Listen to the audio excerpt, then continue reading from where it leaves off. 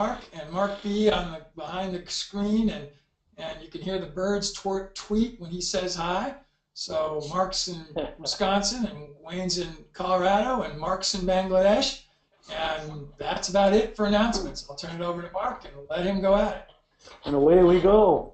All right, as you guys can tell, we're approaching the end of our forest ecology series here, and that we've gone from the big picture and general concepts of ecology in general, and now we've gotten to the point where we have our basic homework assignment where we're going to do a restoration ag mimicry of a natural plant community, and then now we're getting into some of the finer details at the organism level, and this week we're going to deal a lot with heredity and variation within plants, and you guys know me well enough. I can't stop trying to make this relevant and practical on the ground to what it is that we do,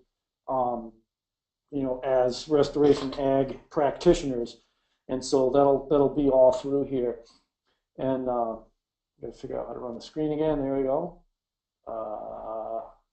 There we go.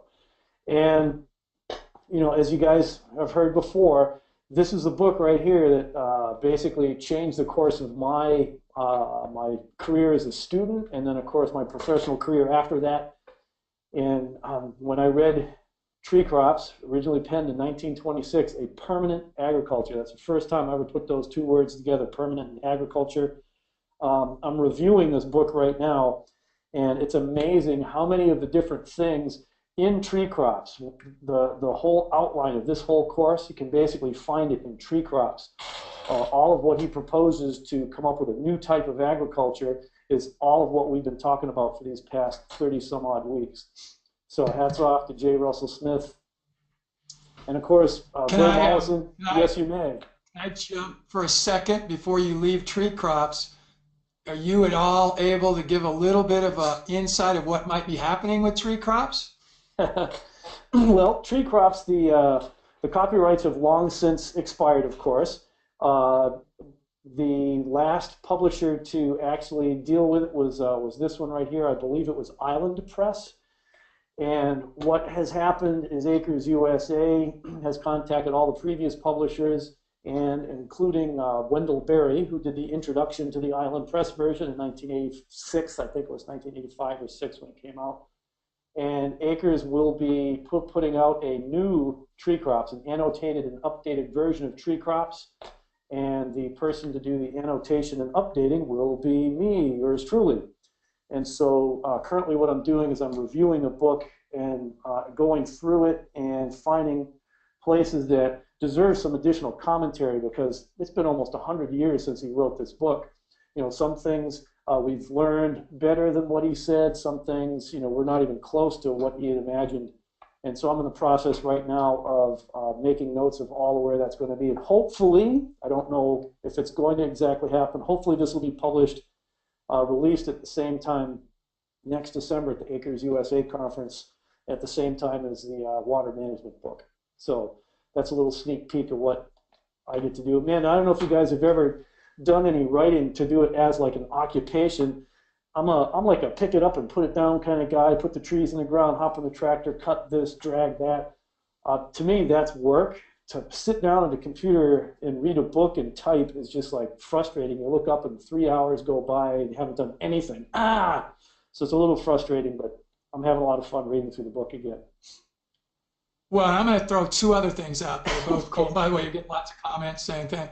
One is, I think I also heard that Wendell Berry might do another introduction, correct? Potentially, at least.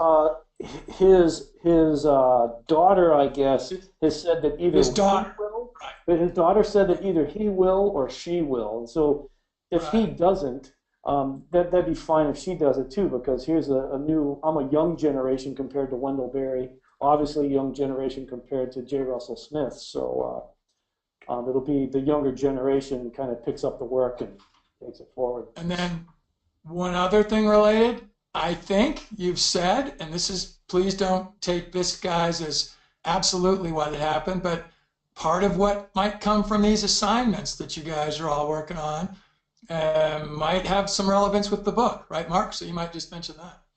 Not necessarily with the tree crops book, but it absolutely will have some relevance because that also is being talked about with Acres USA. All of these webinars are going to be summarized. They've obviously been recorded, going to be edited down to get down to the meat, and then transcribed, and then flesh out the transcription, you know, because it's happening tonight already again. I'm trying to move through a slide and we start conversation here and we do conversation drift. But when we have it all transcribed, I'll be able to fill in and have it in an orderly outlined fashion. So there will be a book coming from this. And all of the people who do one of the assignments, that will be included in that book when that comes out, with proper credit to you as well.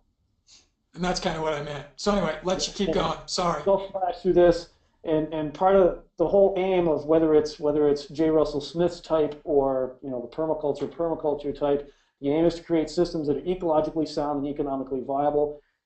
How can we design a system that's ecologically sound unless we know how ecological systems work? That's what this course is all about. And the economically viable, that's something that we're all working on. And one of the things that an ecological system helps us to do is to lower our expenses to approach the level of what nature does on actual monetary expenses. And nature doesn't spend any money on maintaining ecosystems. So the closer we get to being a real natural ecological system, the less expensive it's going to be to operate. That said, a natural system doesn't necessarily maximize yields. Well, we don't necessarily want to maximize one particular yield either, but we would like to optimize production. And so we have a lot of the tricks that we'll talk about, a lot of the general principles that we'll talk about tonight are directly applicable to how we get increased yields in our systems through time. So what restoration agriculture is redesigning agriculture in nature's image. We're going to be doing biomimicry. We're imitating nature, doing broadacre permaculture, whatever you want to call it. I wrote a book in case you hadn't known that. acresusa.com, go buy it.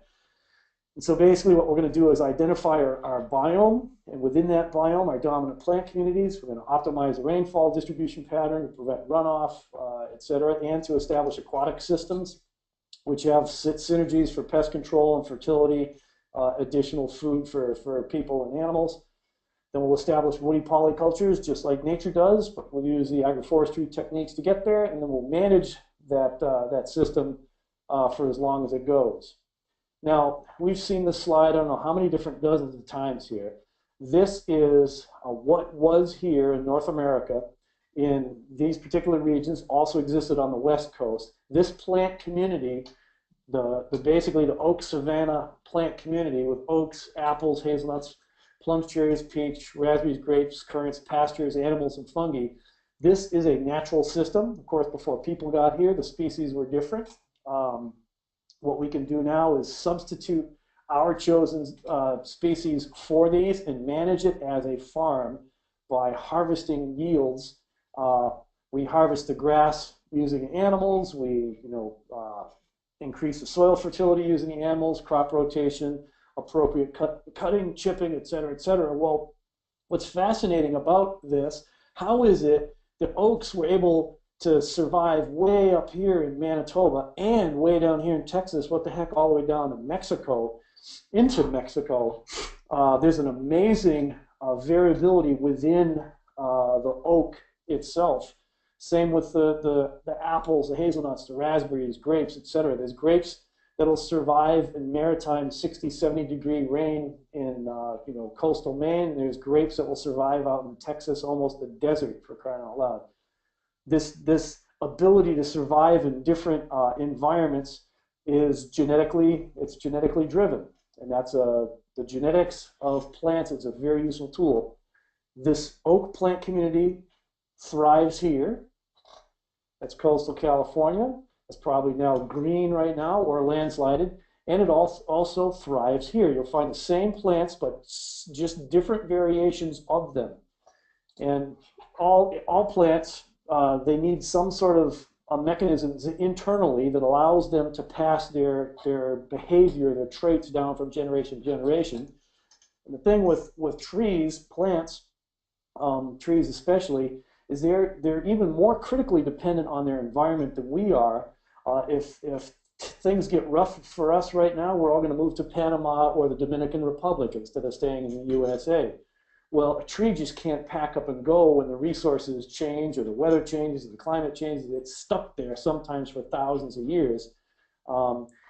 Its form, the shape of the tree, how it holds its branching pattern, whether it's straight tall, whether it's open and round, the form, the physical form of the tree is a beautiful blending of its genetics and its environment, because the environment is what kind of triggered certain genetics to turn it on, shut it off, and the plant responded by behaving a certain way, responds to environmental stimuli a certain way. So that appearance of that plant is the phenotype. And both the genetics and environment combine. It's not an either or. Here's a classic example, is a tree like this on the right. This has been growing amongst others in close competition for light, and it could not spread out to get any light. It had to go up, up, up, up, up, up, up. And the lower branches get shaded out and they self-prune, they fall to the ground. And so this tree on the right and this tree on the left, you can take a clone or a rooted cutting of the same exact tree and plant one in a thicket of other trees. It has to grow straight up, like on the right. Or if you plant it out in the wide open, it has all the sun that it wants. It can spread out and tries to capture as much sunlight as it possibly can. The actual mass of the tree might actually be the same, but this is in a wider spread branching pattern, and this would concentrate more on a long, slender trunk. That's a combination of the genetics and the environment. This particularly right here shows more the environmental effects on that particular tree. So whenever you see trees like this, most likely they were open grown out in full sun. And anytime you see trees with long trunk with no branches on it down low, it's grown amongst lots of competition. And we'll see some examples of that tonight. So the phenotype, the appearance of that tree, can assume different characteristics in one environment versus another. And its ability to change its form depending on site conditions is the plasticity of that phenotype. And what I showed you in the previous slide, that shows you exactly right here. If this is white oak, for example, this shows you the plasticity of that particular phenotype. It can respond by doing this, or it can respond by doing that, or any number of forms in between. It's a very plastic phenotype. Another plastic phenotypic appearance that we don't necessarily see all the time is root form and root growth and the root depth. A lot of plants, if you have, let's just take hazelnuts because I plant a lot of them. If you plant a tiny little hazelnut plant in a heavy clay soil, and it's been growing in a little pot, a little tube, and it hits the outside of its walls, the roots send a signal to the plant, say, hey, yo, whoa, we're stuck. There's plastic on the outside. We can't go anywhere. Stop. So it builds a lot of fibrous internal roots. It'll hold the root ball together really nicely. But if it stays in that confined container long enough, when you take it out, it's already sent a signal to the plants like, oh, we have a small root system. We will never have a big root system, and it may never grow.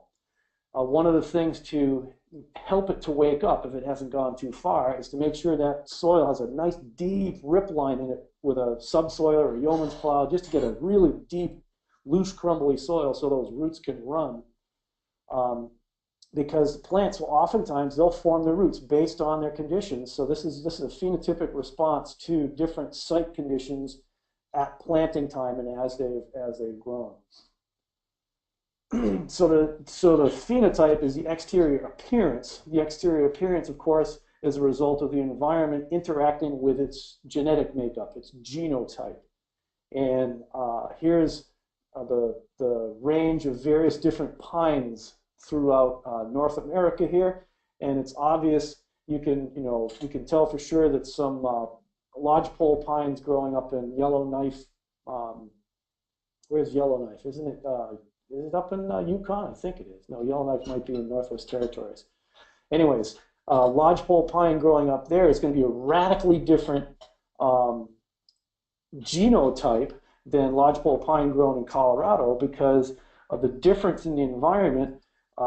If you are not capable of surviving, 100 million below zero for, months and months on end, and if you're not capable of surviving with this really strange photo period, we have long days in the summer, and then you get deadly cold before the days shorten up. The plants that don't have the genetic makeup to survive that, those genes drop out of the gene pool. Whereas in Colorado, it's still a lodgepole pine. The two can cross-pollinate, but it'll have a totally different set of genes inside that code for different strategies. Perhaps drought is one of the characteristics that it would have in it, or surviving heat, because it can get blazing hot in some of the southern ranges of lodgepole pine. So the genetic makeup is the genotype. And once again, it's the site conditions that determine which genetic traits, which genes inside the DNA of that tree are going to either turn on, certain environmental stimuli turn certain genes on and they'll start coding for certain proteins and certain enzymes, or other stimuli might silence those particular genes, and these genes won't express, and those are turned on and off by the environment. Those are epigenetic changes that take place in it. Well, then there's the reproductive genetic exchange between parent and child, where a new seed is formed, an embryo, the fertilized embryo, and then that new seed has a new scrambling of the genetics that's never been there before. And so the ability of the organism to live and reproduce in a given range of environments is adaptiveness. I chose this picture right here. We'll see this a couple times, simply because white spruce is one of the more adaptive trees out there. There's white spruce, seriously 3 inches tall, surviving out in the tundra. There's white spruce surviving on a rock in Isle Royale National Park. That big, it could be 100 years, and it's that big growing on a rock. This kind of cold, this kind of wet. The tallest white spruce that I know of in the world, I think, is in Washington State. It's just a monstrous tree. I think that's the picture of it right there. So it's a rather adaptive. The genetics of white spruceness is very adaptive. You can throw it in all kinds of environments, and it's likely to have some sort of variant that will survive and thrive.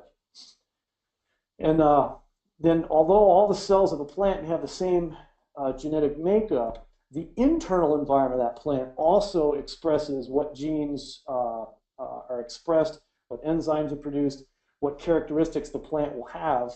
And it's like the magic, I don't know what to call it besides the magic place, is the meristem, the apical meristem. We've heard of stem cells when it comes to human research, but meristem is where that word comes from. It's meristematic tissue. It's undifferentiated tissue. And inside of a bud, there's a region of meristematic tissue that can turn into anything. And for some reason, that meristematic tissue will know when to send chemical signals to the rest of the plant saying, yeah, we're a juvenile plant. And like in the case of honey locust, it will grow with these massive thorns all over it until it reaches a certain age. And it says, we don't need thorns anymore. We can all turn into an adult honey locust. Those chemical signals take place and are originated right in this meristematic tissue right here at the tip of the bud. A cabbage is basically a gigantic, oversized bud, and this is this is what I call the bud signal. This is bud man right here, bada bada bada bada bud man, and this is the magic in a plant. The cells in here are dividing incredibly fast. There's a lot of cell division going on. During cell division, I'll show a little bit later on, there's all kinds of crazy things can happen there, from mutations to crossing over and so on. So these, every time you see a bud on a tree, potentially that has a new genetic combination in there. If you have a tree with 10 million buds, it is possible, I don't know that that's the case, but it is possible that every one of those buds has differentiated slightly differently and the genetics have changed, and you've got 10 million different separate genetic individuals on one tree. And they guide the growth and the form and the behavior of that particular branch. So mutations and recombinations. Mutations are when there's a cellular division and the DNA or the RNA, ribosomal RNA, divides, and there is a change, an error in the code, in the code that is the DNA that tells how to make proteins or how to make enzymes, etc. And that's all the mutation is. Not all mutations are successful. There are, I guess, many mutations, if not most mutations, are benign. They don't seem to do anything because that particular trait isn't expressed in the phenotype.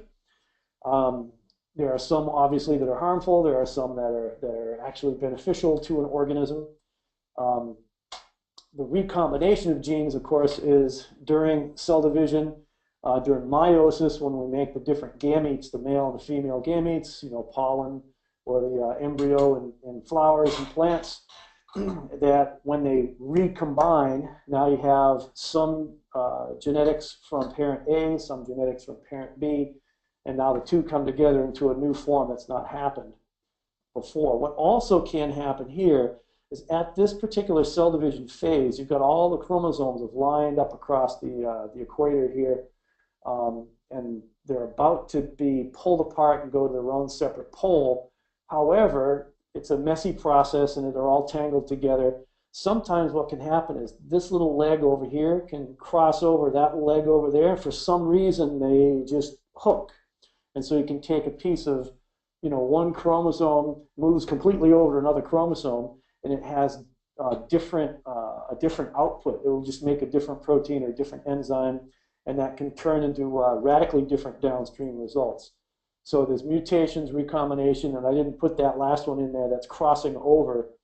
Crossing over also occurs during the cell division phase, and it's most critical. You think about that. It's most critical in meiosis when it's making the gametes, the male and female reproductive cells, and it's the most critical as soon as they come back together again, and then they start dividing to turn it into a new organism. As soon as they start to divide and go into two new cells, any change that took place at this level right here is going to be propagated through that whole entire organism all the way through.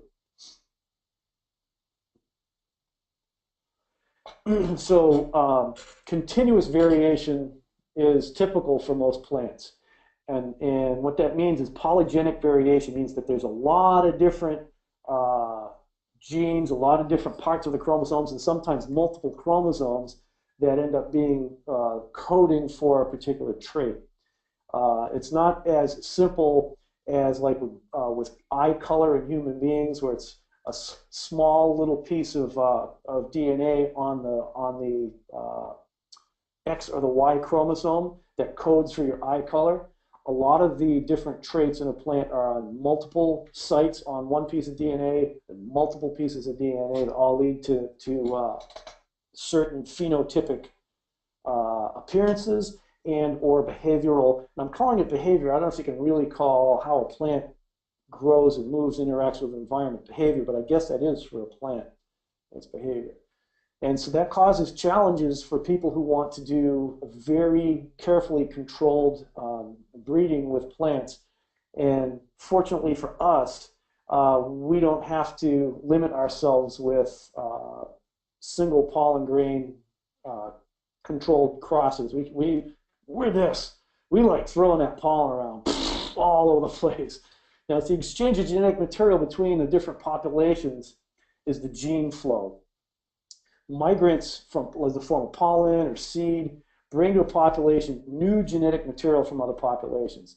So right here, here's some, this is actually, I believe it's limber pine, Pinus flexulis, that all this pollen is floating through the air. It could go up into the stratosphere and float around, go 3/4 of the way around the world and come down in South America someplace and land on a receptive flower of another pine tree, and it happens to make contact, boom, the seed grows. You've just brought new genetic material to that particular plant in South America.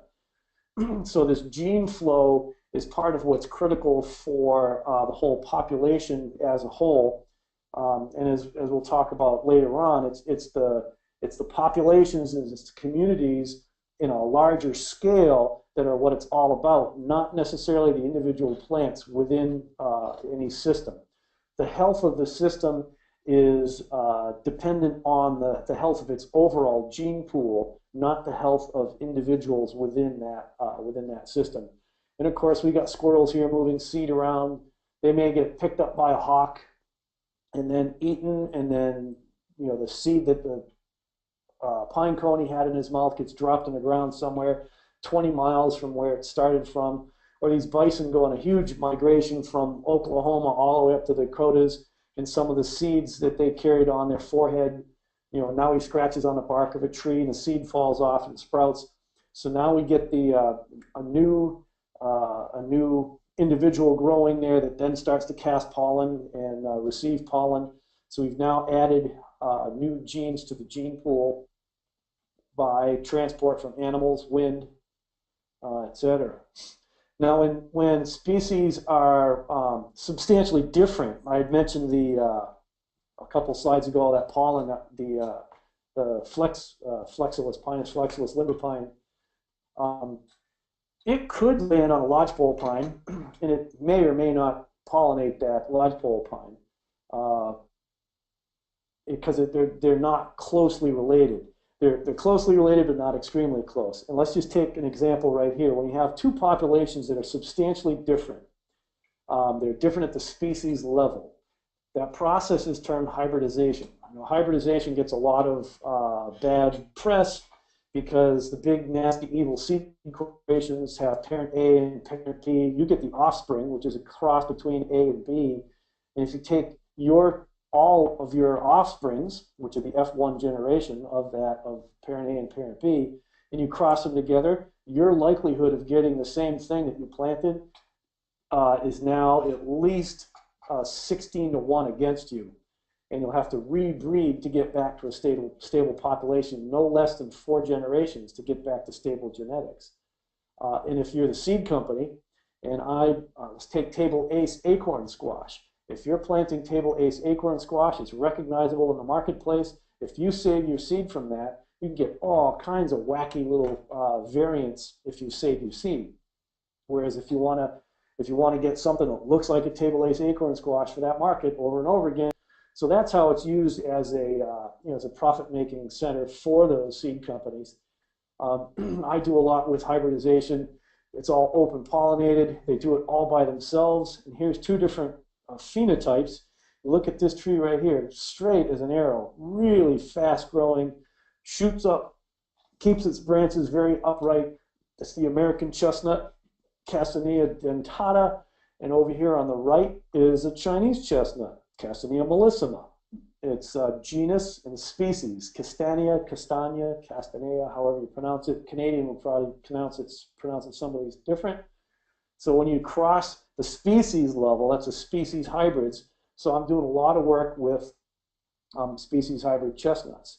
These are leaves from various different chestnuts, from Americans to Chinese to European to Japanese, and I'm not exactly sure what that one is right there.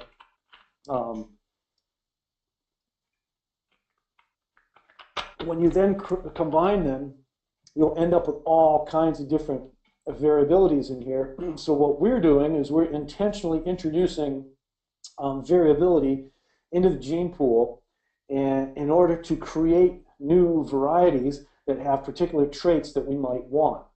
What that means is not all reproductions are going to be favorable. There are going to be some that are not favorable. And the ones that are not favorable, so what? We cut them down, we inoculate with mushrooms, we put them in the wood stove, and make lumber out of it. So when doing breeding with plants, animals, the same thing follows as well. We look up over here. This is just shorthand for all of our levels of classification. It's kingdom, phylum, class, order, family, genus, species. Plant is known, animals are known by their genus, species. The genus name is capitalized. The species name is not capitalized. And when you put something in this binomial nomenclature here, it's supposed to be in italics. If you want to breed 2 plants that are the same genus, Malus, for example, Malus. Malus baccata, Siberian crabapple, and the Malus domestica, the European apple. that is very, very likely to be a successful cross because you're only crossing this species with that species. If you were to cross a Malus domestica with a Malus domestica, almost 100% success. So if you have like a Baldwin apple and a Red Delicious apple, they'll cross, piece of cake. You go one step removed from the species level or at the genus level, Malus to Malus, still very high success, but a little bit less than if you're just doing within genus and species. When you go to the genus level, it's a little bit less. Go to the family level, like down here with hawthorns and apples, they're still in the same family, in the Rosaceae family, but they're just enough farther step away that it's going to be a lot less likelihood. So it's almost geometrical that every step you take, it's geometrically less likely that you're going to be able to cross the two together. So a hawthorn crossed with a domestic apple, yeah, maybe it's possible. You can do that, and why not try, right?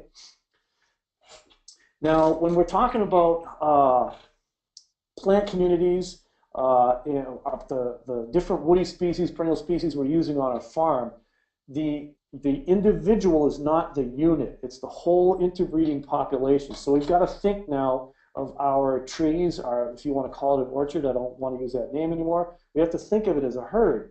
We're looking at this whole herd of trees. And it's the herd that's important, not the individual trees within that herd, although yes, they are kind of important, but it's the overall health of the whole herd that we're looking for. That is what starts to, that is what has the strength and the resiliency, and that's the gene pool that we're working with. And it's the gene pool of the herd of our trees that have these heritable variation in the genotype. Now we can manage our selection, and the site will actually do natural selection for us through time. And natural selection is just when the site conditions are such that this particular phenotypic variation can't survive there because it's too cold, too wet, too hot, too dry, too acid, too alkaline, whatever it is, and that genetic variant just can't survive. So in the case of a tree, it will either die, or we see that it's struggling, and we'll cut it down and use it for some other purpose.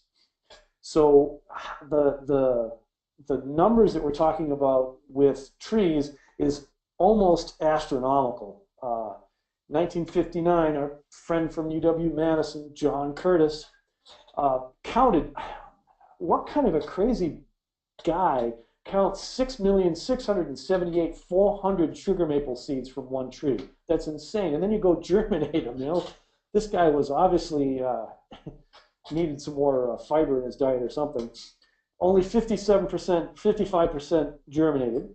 That was 3,673,100 seedlings. By the end of that summer, only 198,000 seedlings remained. 2 years later, that's down to 35,000.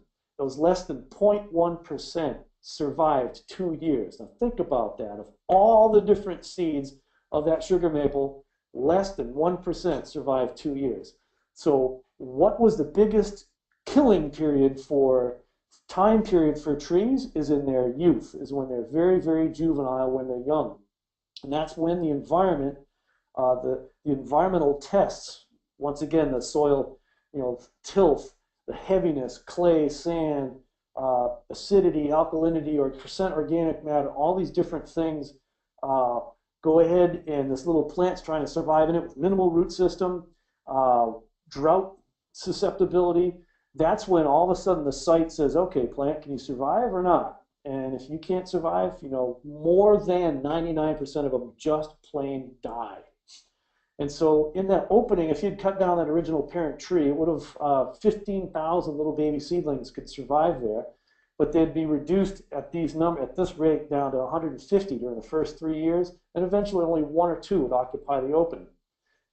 That is the basis of mass selection breeding. If you want to learn more about mass selection breeding, I highly recommend reading the works of Luther Burbank. He's the guy who was born in Lancaster, Massachusetts, right down the road from me, one side of the hill from where I grew up. He has more plant varieties to his name still to this day than anyone ever in history, from the thornless cactus to the Shasta daisy. The Burbank russet baking potato, and on and on, and all kinds of plants he's got. The prune plum. This is a photograph underneath the tree on my farm. We call it grandmother maple. And this is what we're talking about. This is how nature plants little tree seedlings. If you counted them all these little slightly, bronzy type leaves are all little baby sugar maple seedlings. 99.999% of those are going to die. They are not fit to survive on this site. Although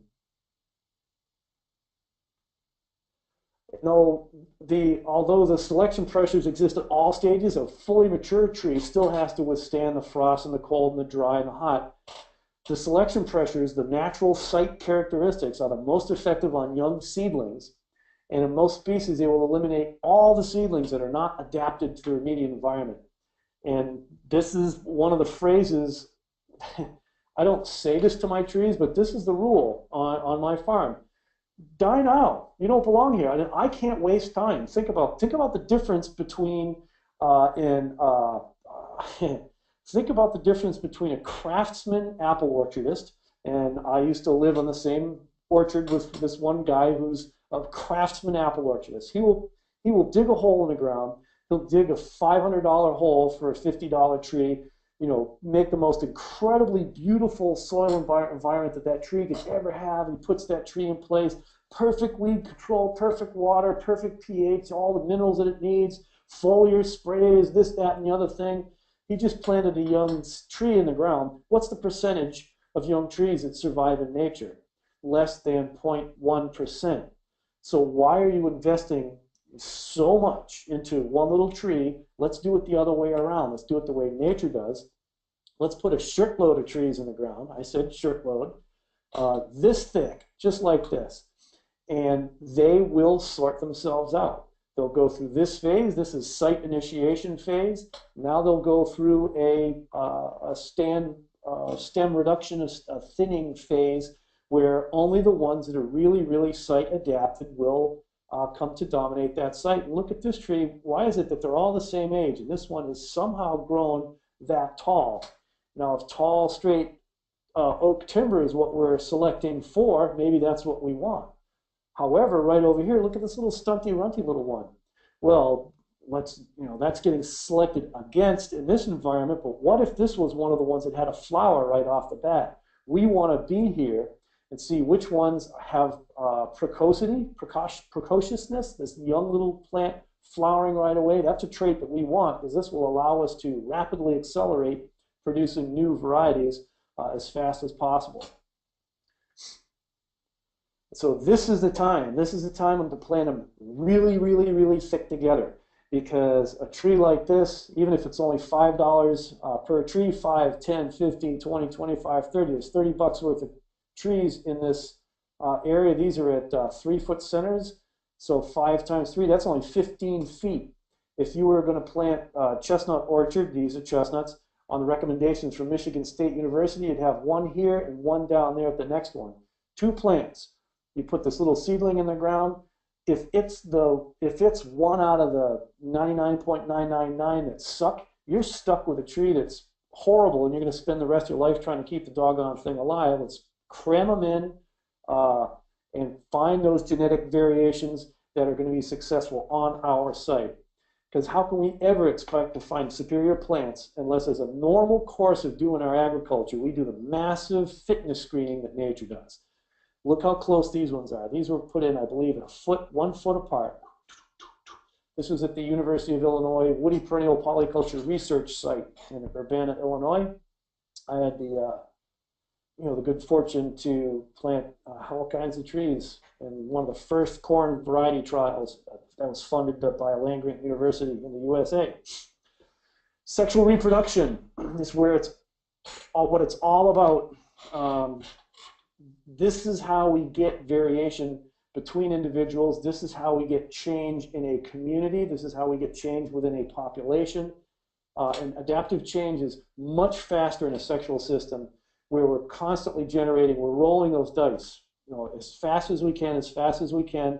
We're going to let all these plants cross-pollinate with one another willy-nilly.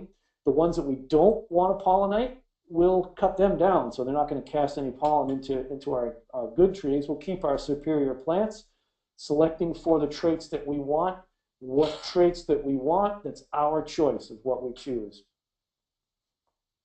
Lots of flowers, lots of reproductions, lots of seed, lots of mortality. That's the way nature does it, and we're okay with that. It's no big deal.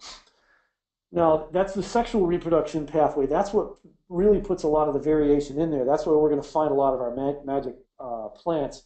Apomixis, however, is a different type of reproduction. Typically, it's not considered the production of adventitious roots from a stem, like this one right here. This tree laid down onto the ground once upon a time when the sand was here, and it sent down roots. That's a vegetative reproduction, like taking cuttings. That's in some circles, that's not considered apomixis. It is, however, the production of seed without pollination. There are hazelnuts that we have on our farm. I've noticed it in hazelnut plants that have a heavier infestation of big bud mite. They'll tend to put out some, apomictic seeds. You'll just see this. It looks like a pollen catkin, but then it made a seed instead of casting pollen. Some plants only reproduce by asexual reproduction. Others just do it occasionally. Sprouting from the stump or from the roots, falling fire or cutting. One of the ways to propagate trees, plants that do this is to take the roots and slice them apart, mow the plant down to the ground so it'll stimulate this kind of sprouting. Then you run through and crisscross it with your subsoiler, and you just hack the roots up in a million little pieces. You pull the roots out and plant them in. It's a great way to rejuvenate raspberries and blackberries, that sort of thing. And these are some more, purely apomictic plants. Egyptian walking onions, any of the hard-necked garlics, where they don't have a seed, but they have a little plantlet, a baby plant right up on top. A lot of tropical plants, house plants that you'll see will have these little baby plantlets form out in the leaf margin. A lot of blackberries and raspberries, they don't require pollination to produce a fruit. Mulberries don't require pollination to produce fruit.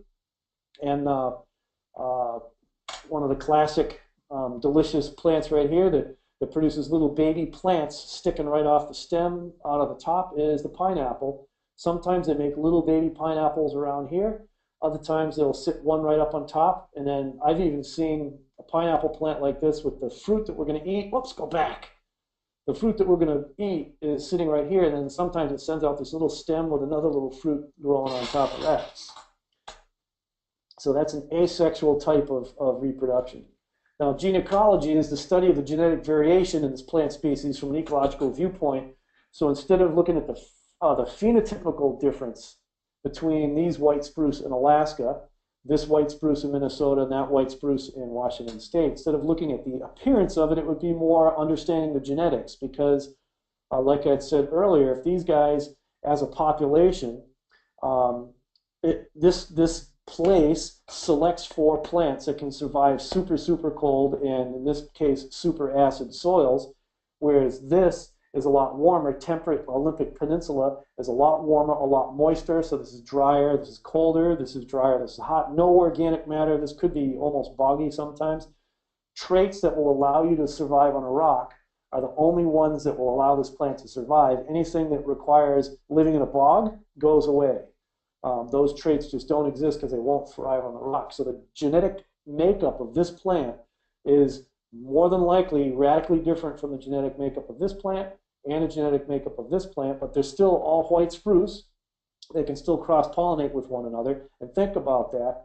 We have super cold tolerant plants. That could be a useful trait for us somewhere. We have a super hot and dry tolerant plant. That could be useful traits. We can combine the two. We can move traits back and forth. We can use this plasticity, not just the phenotypic plasticity, but the genotypic plasticity to work with plants and change them through time.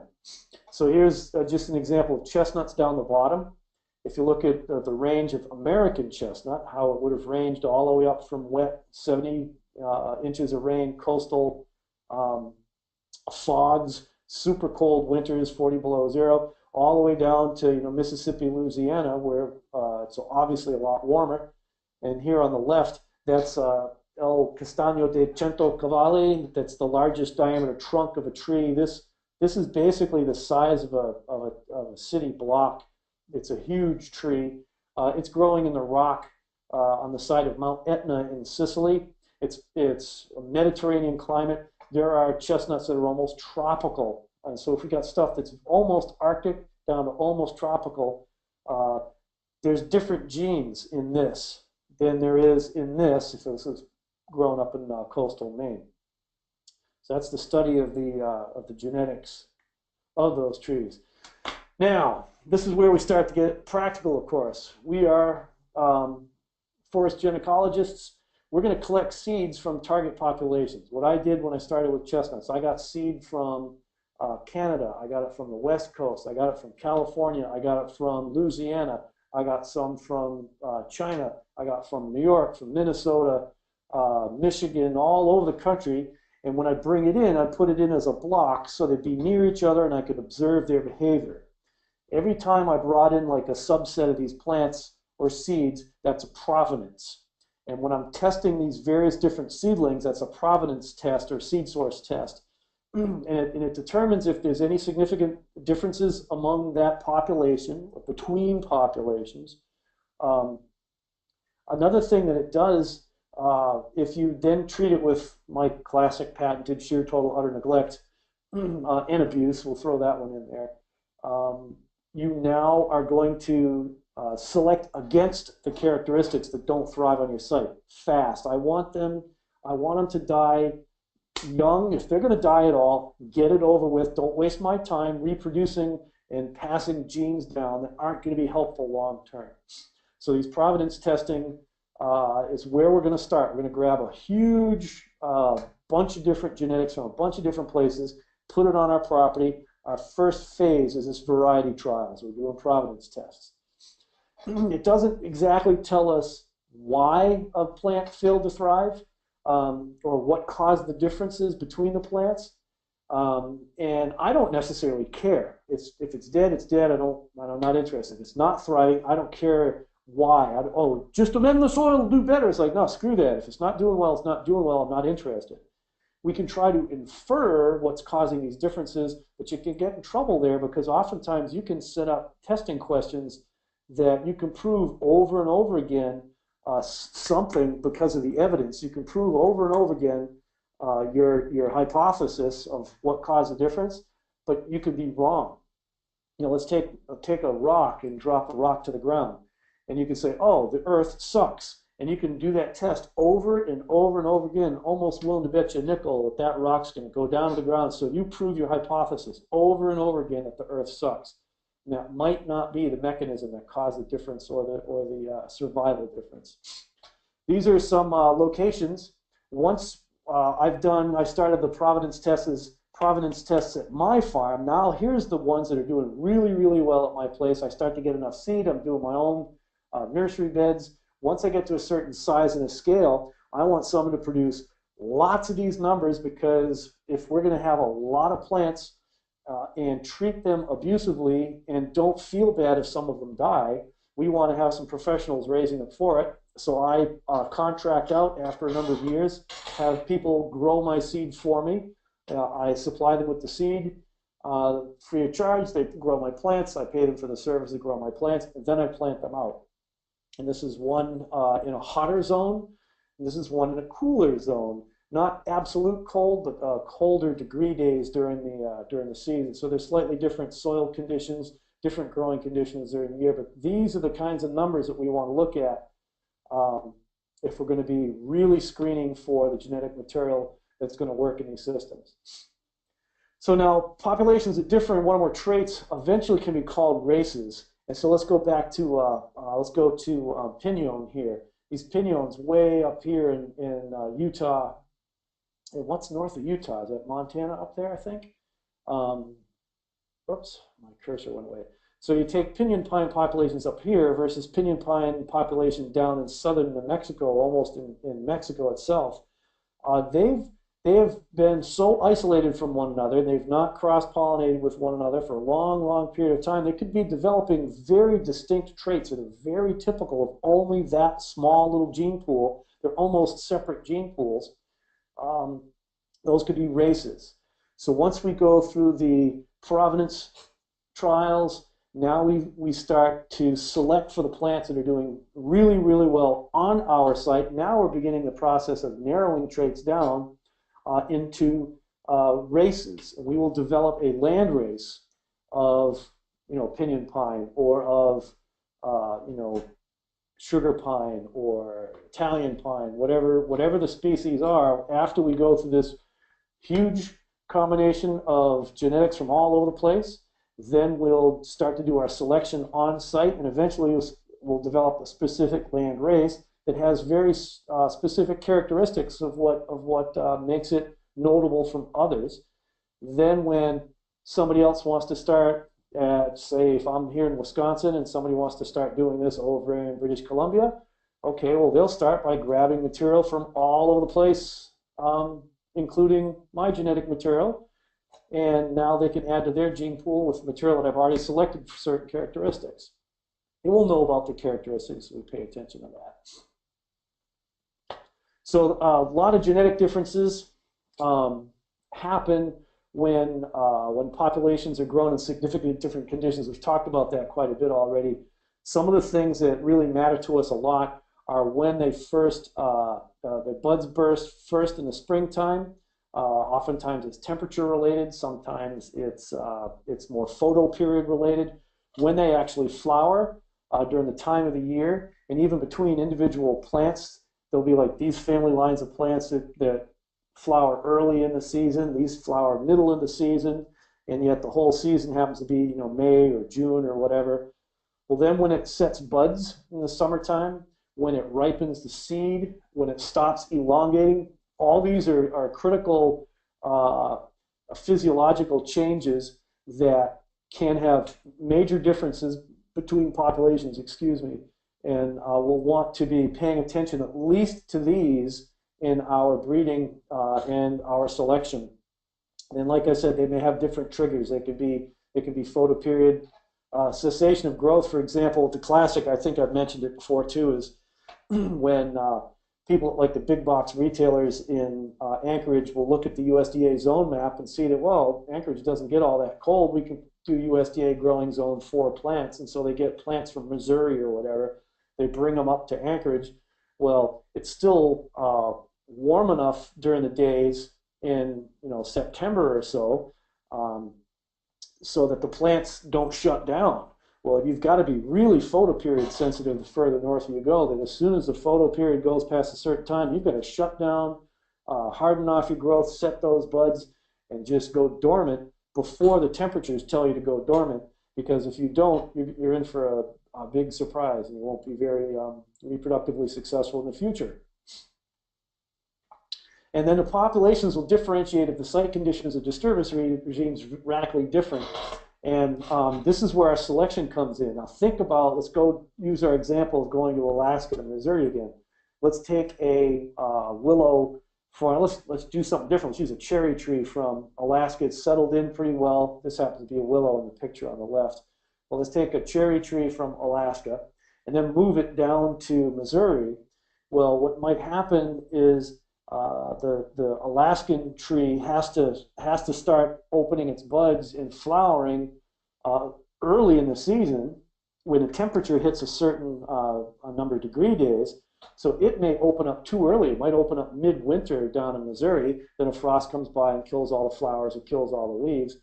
And on the flip side, if we take something from too far south and we move it up, and if it's temperature sensitive, it may never move. It may just sit there. And this has actually happened a number of different times with nursery shipments up in Alaska. Is you get nursery stock up that just never wakes up. It just never wakes up because it's too cold. There was just not enough heating degree days to get the plant to wake up. These are two examples. I use this. This is up in Alaska. This is willows. And notice I got pussy willows on it already, and the ground's covered with snow. They got to get started so early. It's not funny if they want to finish, setting seed and all that. And these are willows. This is just taken in October. This is down in Louisiana. Same species of black willow, radically different. There's radically different genetics going on in there, radically different phenotypic response, different triggers that'll tell it when to get started, when to grow, when to shut down, when to set seed, etc. Ecologists use the term niche in an attempt to express in one word where and how a species is genetically adapted to persist. And there's spatial niches. Sugar maple, for example, is usually an upland species, well-drained soil, at least decently well-drained soil. Whereas red maple can survive in swamps. And we'll talk about red maple a little bit more later on. It's one of the most widely adaptive species in North and Central America is the red maple. So there's the niche in space, up high in a landscape, down in a wet spot, dry, wet. Also in time, there's different niches in time. And if you have, say, a blowdown up in the boundary waters, so I took pictures up there this summer, and all these trees fall over. There's all these exposed soil. The light wind-blown seed from birches blows in, gets sprouted. Well, hemlock, eastern hemlock, has a lot of light wind-blown seed as well, and it goes in there and sprouts at the same time. The birch grows really, really fast, really comes to colonize that site early on, and then the hemlock grows slower, takes its time. It can tolerate the shade. It can tolerate a little bit of extra dry because the birch has taken all of its moisture. And all that hemlock has to do is outlive the birch, and eventually it will dominate the site. Same with balsam fir. This is a red spruce up in Maine, red spruce, balsam fir, eastern hemlock, sugar maple for that matter, sugar maple and beech landing in a situation like this. All they got to do is outlive that early successional tree, and they're going to dominate the site. So think about what we can do there with different niches in space on our property and different niches in time. If we set up the whole successional pathway early on, now we can remove, and we know what to remove when. We know that these are going to live 60 to 120 years and then die. Well, let's remove those first, and then these will dominate. So if we remove all the birch, it will be dominated obviously by these evergreens. If we remove all the evergreens, the birch is only going to last another 30 or 40 years and start to rot and fall apart, and maybe it'll reproduce, but maybe not, most likely not, because it needs a massive disturbance. Then if we clear cut it, now we've started over with a massive disturbance. So 3 different techniques here. We can remove the evergreens, and that will result in a not so strong population of the birch in the future. We can remove the birch, and it'll be a very strong population of the evergreens underneath it, or we can move all of them. 3 different management techniques, 3 different responses in the plant community below. So the gene flow through the generations keeps populations from differentiating, and if you look at a species, like they kind of stick together and they're distinct. It is fascinating that there is some slight changes in varieties from land races, narrowly adapted to widely adapted plants within the population. But isn't it interesting that we have yet to observe an actual speciation where this species turns into something totally, completely different? So there's a certain cohesiveness to the gene pool, and that's restricted by number of breeding individuals, difference in flowering times, factors that control the viability of the embryo, the success of seedling establishment, the isolation of breeding age individuals. You can get populations that are isolated, and they will become differentiated from another population if they're nowhere near each other. And that's the Alaska versus the Louisiana comparison. There will be different genes going on. Whereas if the population is all intact, there'll be gene flow between it, and you won't have traits disappearing that might be valuable traits to have. And some of those valuable traits might be disease resistance, pest resistance. Now, hybridization is accelerated in species or in regions where there's frequent disturbance. And there's the species that are adapted to frequent disturbance, like birches and poplars, aspens, willows. They cross-pollinate with one another like crazy, and there's all kinds of different hybrids between the two of them. I believe this is quaking aspen, quaking aspen and big-tooth aspen, and everything that's like right in here, it's a combination of the two. You're going to have these combinations, these little hybrids between the two that you won't be able to figure out by the phenotypic appearance. And it doesn't really matter. Well, how we can use hybridization is we can use it to enrich the gene pool of a species by introgression. We're gonna introduce new genes to a gene pool to hopefully give it characteristics that will help it to survive. And the classic example here, of course, is American chestnut. This is a classic American chestnut, straight and tall, shade tolerant, grows for 4, 5, 6, 700 years, produces nuts every single year, lethally susceptible to chestnut blight that the Chinese chestnuts were resistant to. So the American Chestnut Foundation, acf.org, took Chinese chestnut, crossed it with American chestnut, saved the seed from American chestnut, and planted it, the back cross. And then they were all of intermediate susceptibility. Some were susceptible, some weren't. Well, then they crossed it again with the American, and then did it a second time. Then some of them were intermediate, and then they crossed it a third time, and then you end up with 1/16 of the population. And I'm not going to bother going into the genetics on this. This is called the third back cross generation. They've introduced Chinese chestnut genes into an American chestnut. And it looks like an American chestnut, acts like an American chestnut, eats, sleeps, and drinks like an American chestnut, but it has, you know, just a handful of Chinese chestnut genetics in it. Now, another thing that we can play with a little bit is polyploidy. And this is something new that I learned in getting ready for this particular webinar, is that birches are one of the most polyploided trees that are out there. When there is a pollen grain or a ovum, they have half the chromosomes that a actual whole plant would have, and that's the haploid generation, or the gametes. Once they're together, now you've got the zygote. It's diploid. We're all diploid. 23 chromosomes. We got, you know, one from mom, one from dad. There's 2 of each all the way across the board. Well, there are cases where then there are 3 chromosomes of each, 4 chromosomes of each, and yellow birch, as a matter of fact, is hexaploid, 6 sets of chromosomes. So there's, you know, where they all came from, I don't exactly know. And just in the last 10 years or so, there's been discovered on Lake Michigan, on the lakeshore in Lake Michigan, an octoploid birch tree. I don't even know if they've given it a name yet.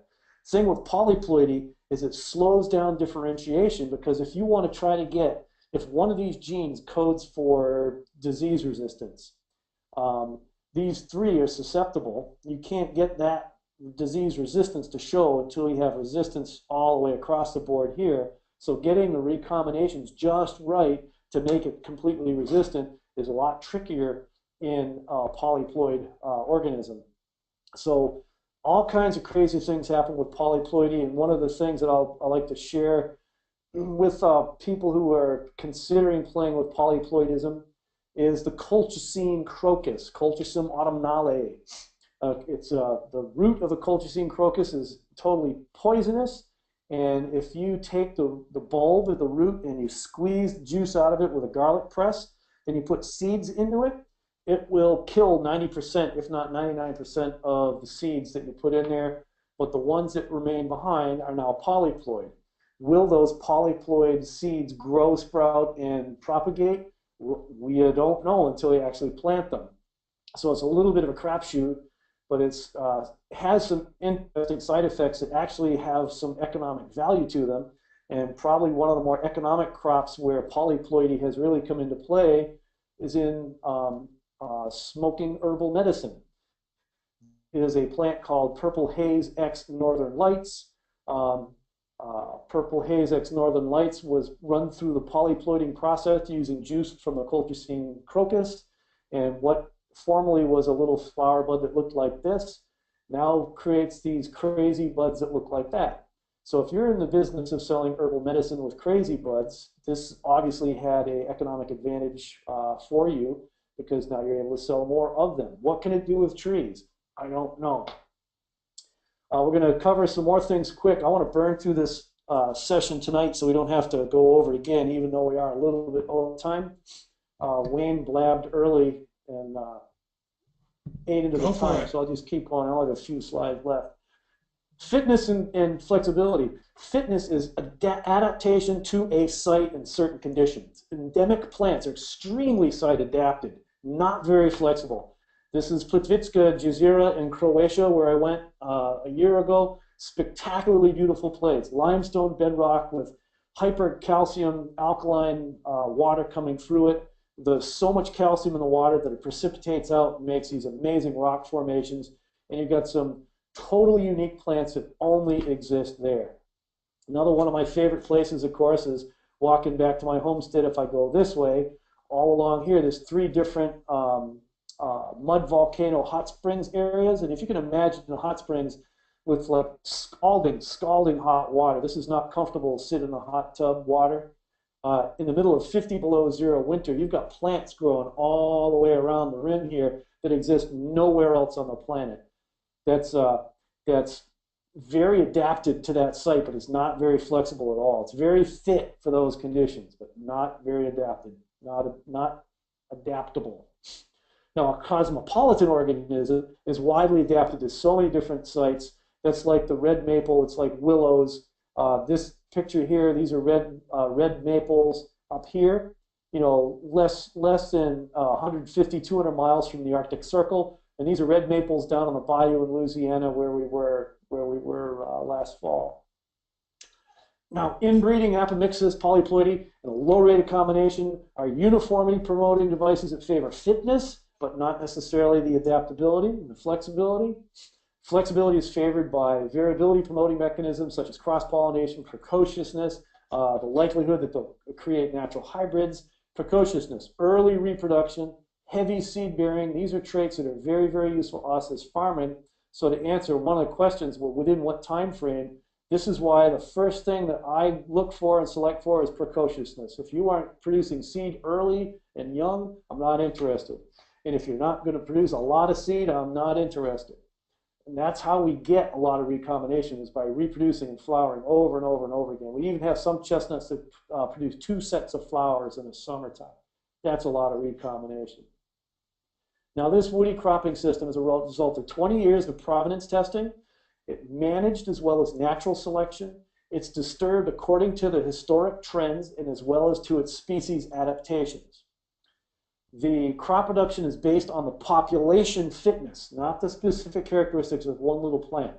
It's this whole population of plants as a unit, as a system, is what's fit, not one particular plant. And then through the managed and natural selection pressure, we optimize yields to the site conditions. This whole system is resilient. It is part of reality.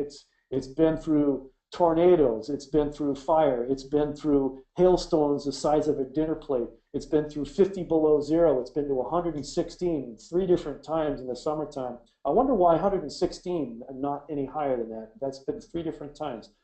This system is a part of reality. It does not need to be protected from reality. Every disease of these different species exists on this farm in high population levels. It's the system that is resilient, not the individual plants that are resilient. Whereas this can be certified organic, perennial, part of permaculture design, holistic and managed system.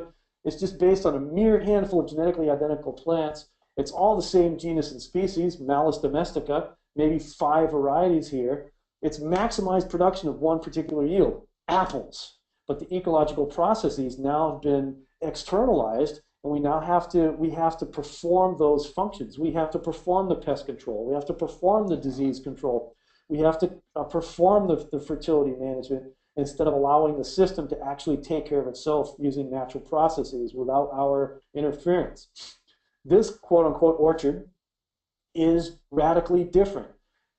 It's much more resilient. It'll persist over time. It's an ecologically regenerative system in that it is site adapted and it's able to regenerate and maintain itself. You know you're doing something right when you start having more apple trees and chestnut trees and hazelnut trees and pine nut trees just showing up all over the place because your system is working, you're doing something right, and you're having really fit survivors.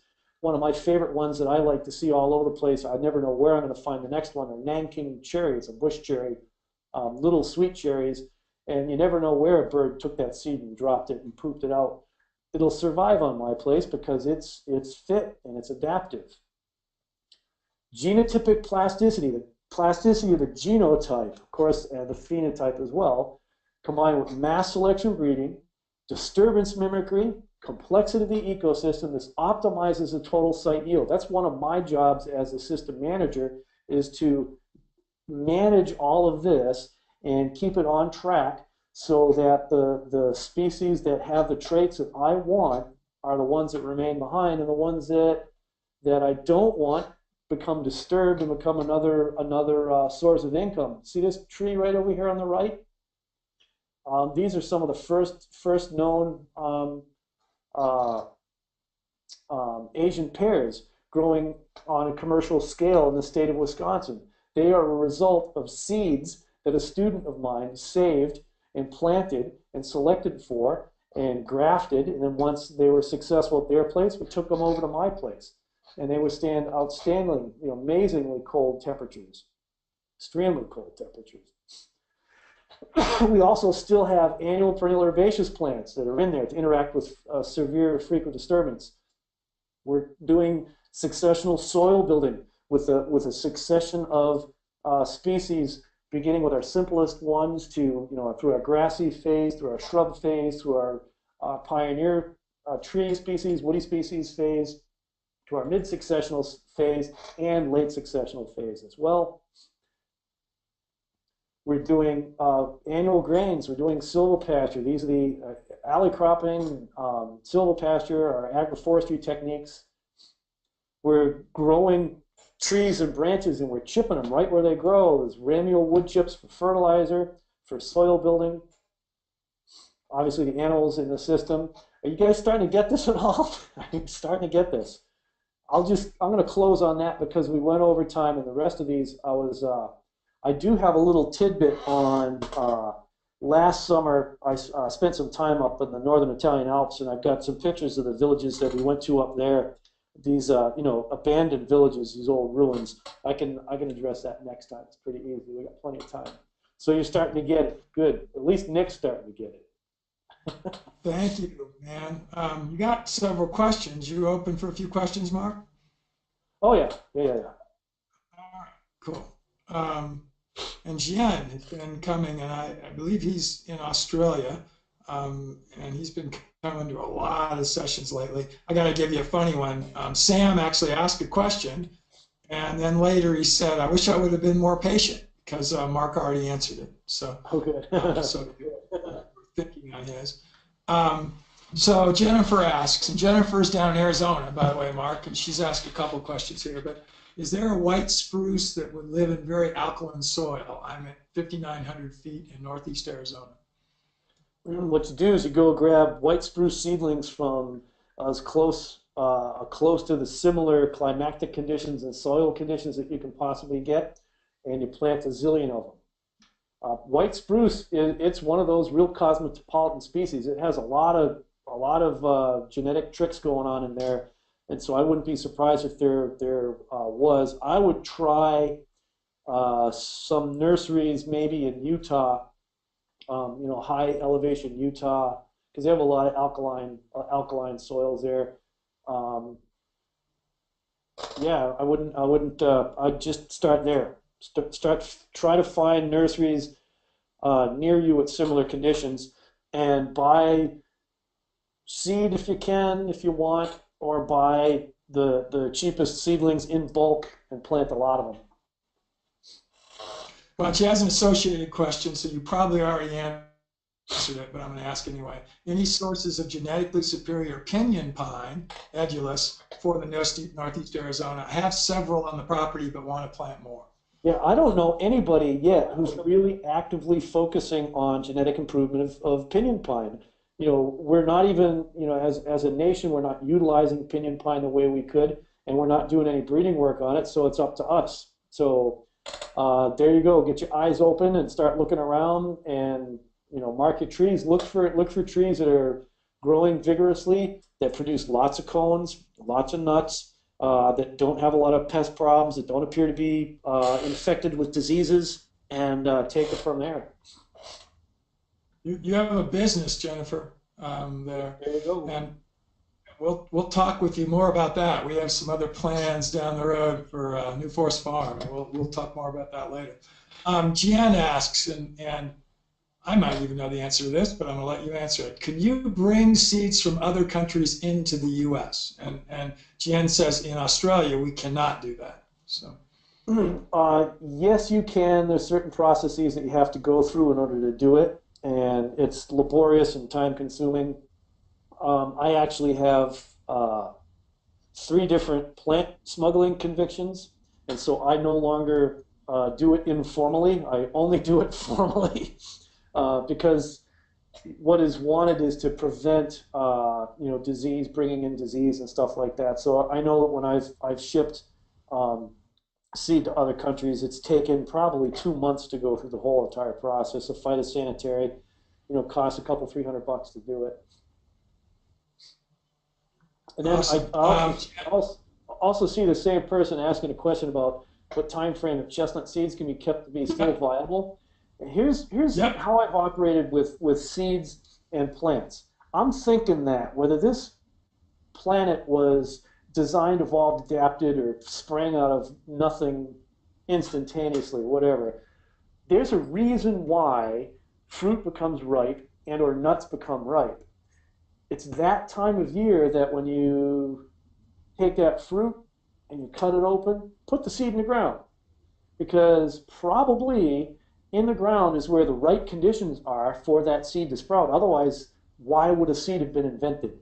So when cherries are ripe in July, that's when the seed goes in the ground.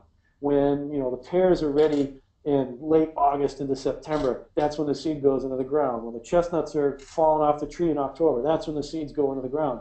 I mean, all of the stuff, you go online and get books galore and learn how to stratify seed properly so they'll sprout. It's like, well, give me a break. Put it in the ground. When it comes off the tree, put it in the ground. It works. How long is it viable? Well, how long does it take to get off of the tree and put it in the ground? That's all the time that you need. The seeds will be viable. That's another reason why, like in nature, there may be only 1/10% of the trees actually turn into a seedling that actually survives. It's like a merciless task. So get a whole shirtload of seeds, put them in the ground. Okay, now the stupid. You're seeing the question. Actually, you see Sam's question. You see Sam's right after Jen's there. Which one? Yes. Well, with the selecting for what the question of do I hold selecting for just 1 or 2 traits per generation? That's a question that's coming from a understanding of classical genetics, in that the number of traits, in order to change one trait, you're going to have to have a whole bunch of accessions, different rolls of the genetic dice each generation just to change one trait. So to change 2, you don't just double the numbers of trees that you need in order to get those changes. It's geometric through time, and so it's insanity to try to change more than one trait at a time. I'm not talking about classic genetics. I'm talking about managing a herd, and I'm going to manage I'm selecting for my chestnuts: cold hardiness, hyper precocity, heavy yielding, pest and disease resistance. 5 different traits all at once. And then, do I all of a sudden get all of those 5 traits changed in one generation? Of course not. I'm managing a herd through time. And as long as I've got this hyper precociousness in the gene pool, I've got the opportunity, if I want to, make some controlled crosses using a hyperactive, female, and I know if I just pollinate her with somebody else, that seed's likely to have, a flower the next spring. Can I change all 5 in one generation? Of course not. I'm talking about changing the face of agriculture and to now start mimicking natural processes with mass selection, guided mass selection. We're going to select for as many traits as you want if you want. And the numbers go through the roof. That's why we plant so many trees. That's why we plant so many trees. Do you see the question there? I think pretty cool question or comment from Andrew coming down just a little way from there, Mark. How many is a zillion? Yes, it is. How numbers of trees per acreage would I initially plant of fruit trees? What type of fruit trees? What size is your site? What are your resources? If you're going to be doing fruit trees, most fruit trees that I know of are sold as grafted clones. So they're clones. What I did is I bought rootstock, seedling rootstock of Antonovka. It's a real cold, hardy apple. And then we know, though, that Antonovka, most of those rootstocks probably will be junk. So what? You let one of the branch of the root grow, and then you graft a variety on top of it. So in my first apple plantings, I think I did about 700 or 800 per acre. I gave them a little space, and it wasn't. I hadn't quite fully drank the Kool-Aid of high density at that point in time. And once I got enough apples, I didn't need to plant anymore, anyways. But with the chestnuts and hazelnuts, the high density, I'm going high density all the way, and with the pine nuts as well. Right now, speaking of pine nuts, I know I'm not going to pitch or anything, right? Go to forestag.com. One of the things talking about seed, put it in the ground. Korean pine is one of the biggest pains in the butt species to sprout. Sometimes it sprouts, sometimes it doesn't. And like this past year, it's like the seeds went in the ground and you couldn't keep them from sprouting. There's like two trees came out of every seed, it seemed like. So we have a real lot of the Korean pine available yet this spring, as well as the hazelnut, selected hazelnut seedlings. So a zillion, aiming for both economic and genetic viability, it's a crapshoot. It's totally variable, and there's too many variables to just give a quick answer to a quick question like that. And so I'm answering both of Mary's questions here, Mark. You can look at them, but I think that the first one we can answer separately, sort of in more generic form, and then the second one, she asked about a specific site on the plan for the assignment, and I answered it the same way you did last week, which is you do not have to have a specific site, but and for an area it would be really good. But I answered it saying if you did it for your specific site, then as we review it and critique it and such, it might add more specific value to you down the road. So that's kind of my answer. Yeah, but you don't need to own a piece of property in order to do the exercise. It's just for your particular region or your chosen region. If you want to like pick coastal Chile at 45-degree latitude, that's perfect. Go for it.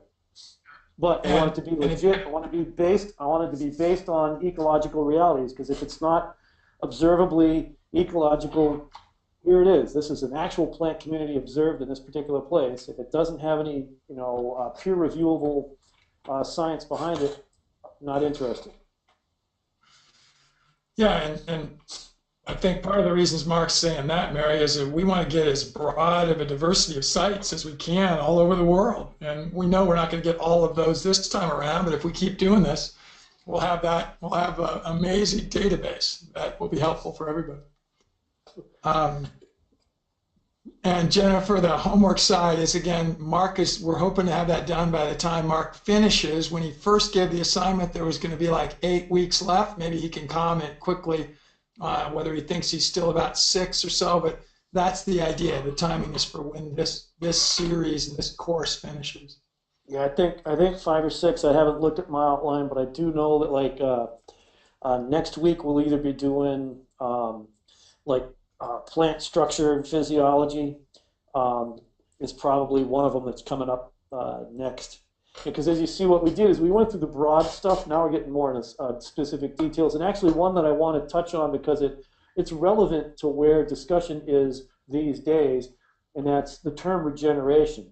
Regeneration has a very specific ecological scientific meaning that's got a 100-year track record of research and PhDs in colleges and universities all around the world have agreed that this is what regeneration means.